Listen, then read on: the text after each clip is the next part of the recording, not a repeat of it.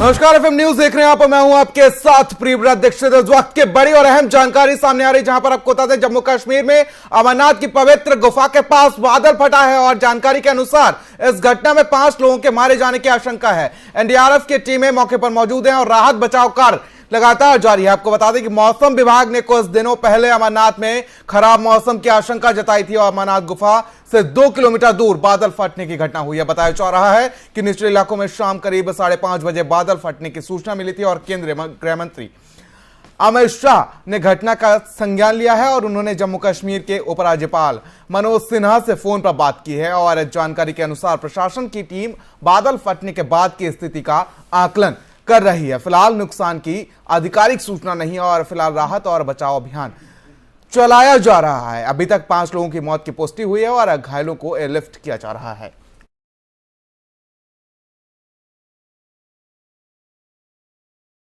और हमारे साथ हमारे ग्रुप एडिटर प्रमोद राघवन हमारे साथ जुड़ चुके हैं इसी बीच। प्रमोद जी, जिस तरीके से बात की जाए तो देवभूमि को लगातार कई बार हादसों का शिकार होते हुए हमने देखा है। अगर बात कर लें तो 7 फरवरी 2021 की, तो इससे पहले भी चमोली में भी बादल फटा है और एक बार फिर से वही उसी तरीके की घटना देखने को मिली है। सबसे बड़ी बात बता दो इस समय की सबसे बड़ी जो लेटेस्ट अपडेट है वो ये है कि जो मौत की संख्या है वो करीबन शायद 10 से ज्यादा हो सकती है, पहली बात। और दूसरी बात ये है कि गृह मंत्री अमित शाह ने इस समय लेफ्टिनेंट गवर्नर मनोज सिन्हा से बात की है और पूरे मामले की जानकारी ली है।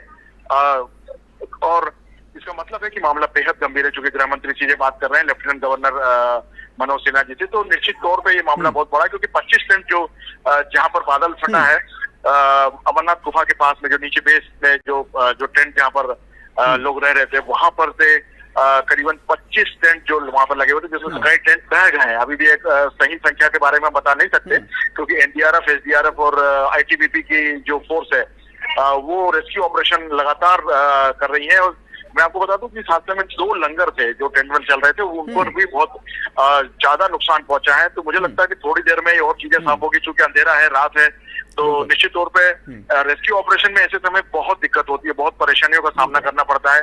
हेलीकॉप्टर से जो बाई एयर है वो एयरलिफ्ट किए जा रहे हैं। तो फिलहाल ये रेस्क्यू ऑपरेशन लगातार चल रहा है, लेकिन मौत का आंकड़ा जो है अभी फिलहाल हम कंफर्म नहीं बता सकते। लेकिन जिस तरीके से खबरें और जिस तरीके से टेंट के बहने की जो जानकारी मोटे मोटे तौर पर निकल कर आ रही है, उससे मामला शायद 10 के आसपास हो सकता है। और 30 से 40 लोग, मैं आपको बता दूं, फिर दोहरा दूं, करीबन 30 से 40 लोग जो है वो अभी भी फंसे हुए हैं। प्रशासन और शासन की तरफ से क्या कुछ अहम कदम उठाए जा रहे हैं प्रमोद जी? जिस तरीके से देखा जाए काफी ये बड़ा हादसा हुआ है और इसको लेकर शासन प्रशासन ने क्या कुछ कड़े कदम उठाए? देखिए, मैं आपको बता दूं कि एक और ताजा खबर इस समय अपने दर्शकों के लिए, एफएम न्यूज के दर्शकों के लिए बता दूं कि आईटीबीपी ने फिलहाल इस यात्रा को रोक दिया है। जब तक ये रेस्क्यू ऑपरेशन कंप्लीट नहीं हो जाता, तो बाकी जितने भी श्रद्धालु वहां पहुंचने वाले थे या जहां पर श्रद्धालु थे, उन्हें जानकारी लगातार दी जा रही है कि वो अपनी यात्रा रोक दें।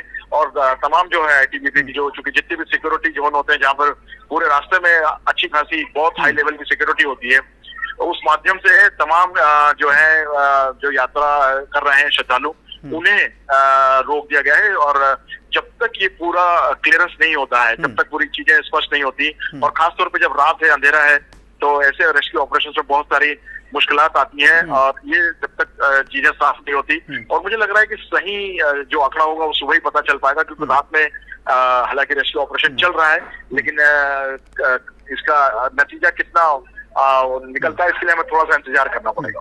देखिए प्रमोद जी, इससे पहले भी उत्तराखंड को बार बार त्रासदियों का सामना करना पड़ा है। अगर हम बात करें तो फरवरी 2021 में भी इस तरीके से एक बार बादल फटा था, जोशीमठ की हम बात कर रहे हैं, और वहाँ भी इसी तरीके की तस्वीरें सामने नजर आई थी। हालांकि उसमें जान माल का काफ़ी कुछ नुकसान हुआ है।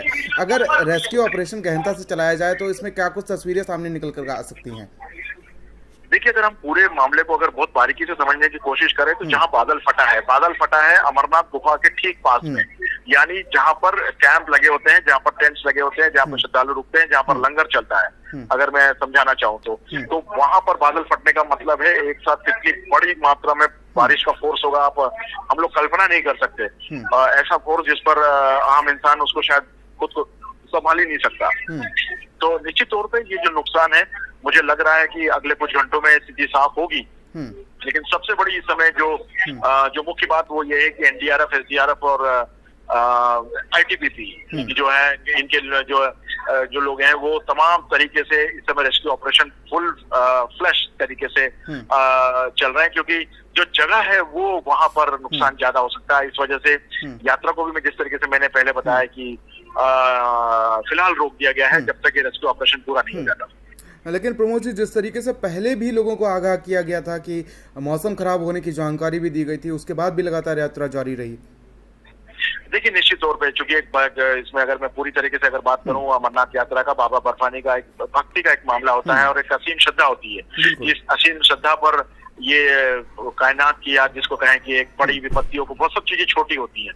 श्रद्धालु अपने पूरे दिल से चूंकि भक्त होता है बाबा का, तो वो जाता है। तमाम तरह की प्रशासन अपने प्रिकॉशंस लेता है, प्रशासन अपने अलर्ट्स बाकायदा समय समय पर देता है, मौसम वैज्ञानिक अपनी चीजें बताते हैं। लेकिन बातें ये है कि एक संघर्ष इस यात्रा में जरूर है, एक कोशिश श्रद्धालु के मन में भी होती है कि बाबा ने अगर यात्रा के जाने का अगर बुलाया है तो देखिए तमाम तरह की जैसी जो श्रद्धाएं जो जुड़ी होती हैं भक्तों के साथ, वो उसको आप इग्नोर नहीं कर सकते। और जहां तक कुदरत की विपत्ति का मामला है वो अपनी जगह पर है और उससे केवल सामना ही किया जा सकता है। उससे पार पाने के लिए जो मानवीय शक्तियां हैं, जो मैनुअल लेवल पे जो एक NDRF, SDRF और जो ITBP कर सकती है वही कर रही है। लेकिन कुदरत के सामने आप और हम सब एक तरीके से मजबूर हैं। कुदरत का कोई टाइम और वक्त कुछ नहीं होता कि वो कब कोई जगह मुकर्रर करके उनकी विपत्ति नहीं आती। तो ये निश्चित रूप एक प्राकृतिक आपदा है और उस प्राकृतिक आपदा के खिलाफ मानवीय शक्ति जो है वो अब अपने हिसाब से रेस्क्यू ऑपरेशन कर रही है। लेकिन ये है कि कुल मिला के जान माल का तो नुकसान हुआ है। प्रमोद जी, अगर ताजा अपडेट की बात करें तो लगभग 5 लोगों की मौत की खबर है। देखिए, 5 लोगों की मौत की खबर है और 30 से 40 लोगों की फंसने की जानकारी जो लगातार मिल रही है। हालांकि अंदेशा जो आशंका मैंने पहले कहा कि आंकड़ा जो 10 के आसपास भी जा सकता है, फिलहाल कंफर्म नहीं है, ऑफिशियल पुष्टि नहीं है।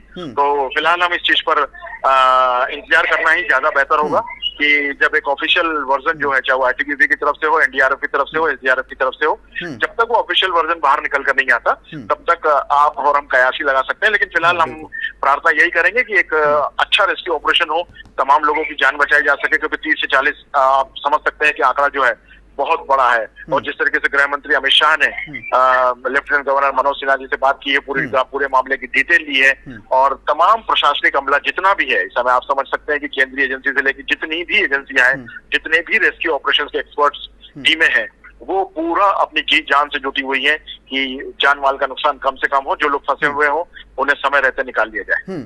लेकिन लंगर और तंबू बाढ़ की चपेट में आ गए हैं, इसमें काफी कुछ लोग फंसे हो सकते हैं प्रमोद जी। निश्चित तौर पे 25 अगर टेंट की अगर हम बात की जाए तो मैंने जिस तरीके से आंकड़ा बताया, ये मोटा आंकड़ा है, ये अभी कोई ऑफिशियल पुष्टि नहीं हुई है। लेकिन जिस तरीके से उस टेंट में जो लोग मौजूद थे उससे एक मोटी जो जानकारी निकल के आए कि 30 से 40 लोग अभी फंसे हुए हैं।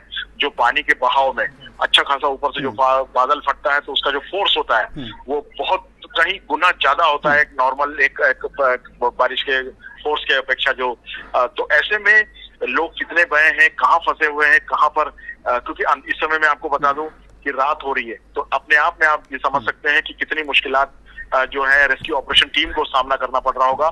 तो निश्चित तौर पे रेस्क्यू ऑपरेशन जरूर जारी रहेगा। जो भी अभी तक जितने भी लोग बचाए गए हैं, जो घायल हैं, उनको एयरलिफ्ट किया गया है। तो देखने वाली बात होगी, थोड़ा सा और इंतजार करना होगा। और मुझे लगता है कि माफी के साथ आपको रोकना चाहूंगा, इसी बीच हमारे साथ SP वैद, पूर्व DGP जम्मू कश्मीर, हमारे साथ जुड़ चुके हैं। SP वैद जी, बहुत बहुत स्वागत है आपका FM न्यूज पर। जी सर, मैं आपसे ताजा अपडेट के लेकर बात करना चाहूंगा। सर, अभी तक क्या कुछ अपडेट है, क्या कुछ शासन प्रशासन की तरफ से रेस्क्यू अभियान चलाया जा रहा है? देखिए, वहाँ इंडियन आर्मी की भी डिप्लॉयमेंट है, ITBP की भी है और JNK पुलिस की जो माउंटेन रेस्क्यू टीम्स भी होती हैं। वहाँ हमारा NDRF की डिप्लॉयमेंट भी, वहाँ फोर्सेस की डिप्लॉयमेंट काफी है। और वो लेकिन क्लाउड बर्स्ट जैसे इंसिडेंट में एकदम पानी आता है कीचड़ के साथ और मलबे के साथ, उसमें जो इनिशियल लॉस हो जाता है उसको रोकना बहुत मुश्किल है। लेकिन इम्पोर्टेंट ये है कि जो लोग इसमें जख्मी हुए हैं, जिनको रेस्क्यू किया गया, जिनको बचा लिया गया बहने से, उनको एयरलिफ्ट करने की जरूरत है। इसमें हेलीकॉप्टर सर्विसेज भी की है, लेकिन दिक्कतें आती हैं क्योंकि बारिश का समय है और 5:30 बजे लगभग ये हुआ है, तो उसमें आपको अंधेरा पड़ने से पहले कुछ 2-3 घंटे का गैप ही है और उस पीरियड में सब कुछ ये करना है।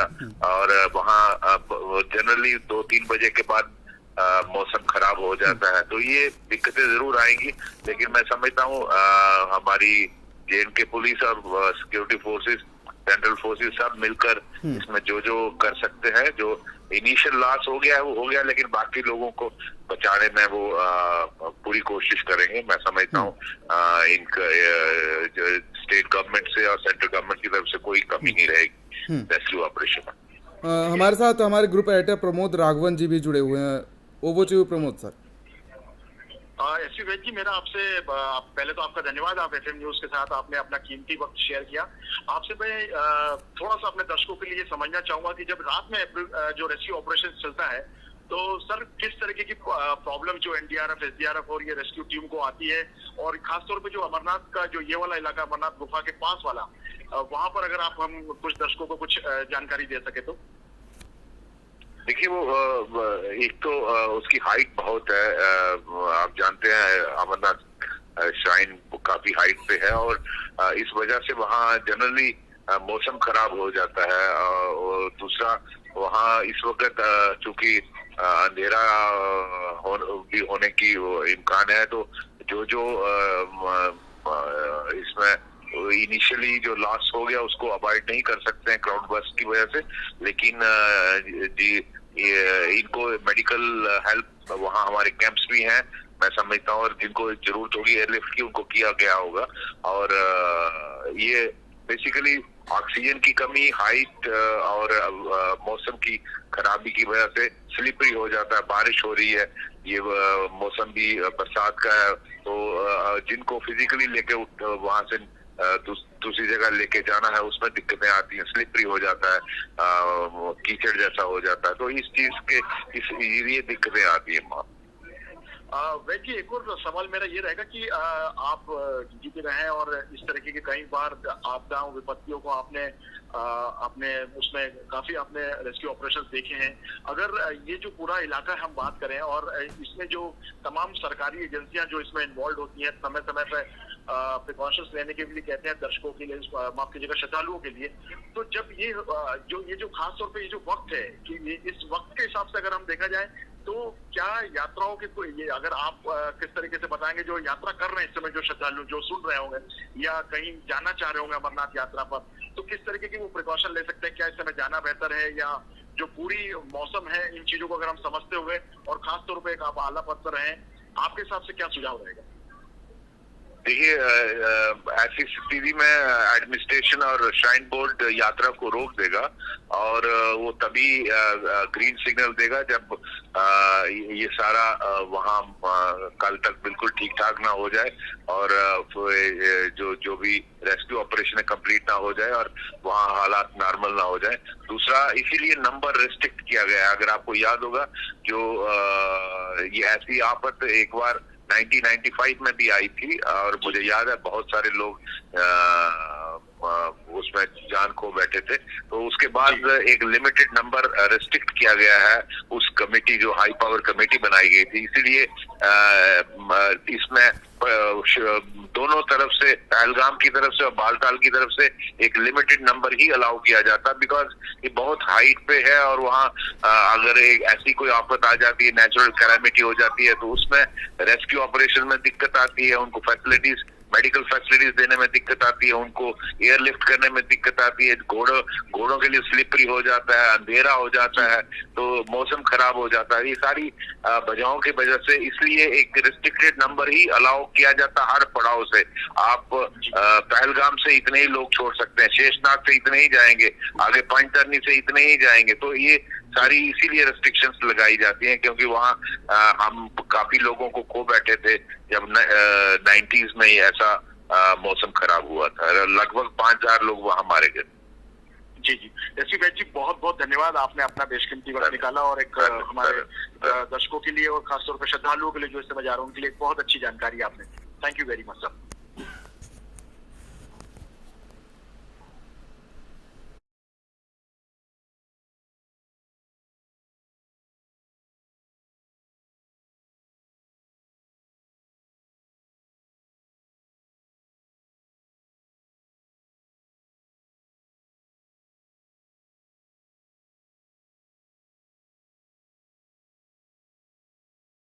लोगों की मौत की सूचना है और बता दें कि एनडीआरएफ एसडीआरएफ की टीम मौके पर मौजूद है। इस वक्त की बड़ी और अहम जानकारी आप तक पहुंचा रहे हैं।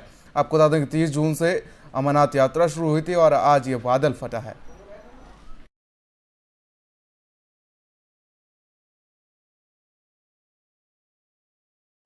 फिलहाल यहाँ रुकें छोटे से ब्रेक के लिए। ब्रेक के बाद भी खबरों का सिलसिला लगातार जारी है। देखते रहिए एफएम न्यूज।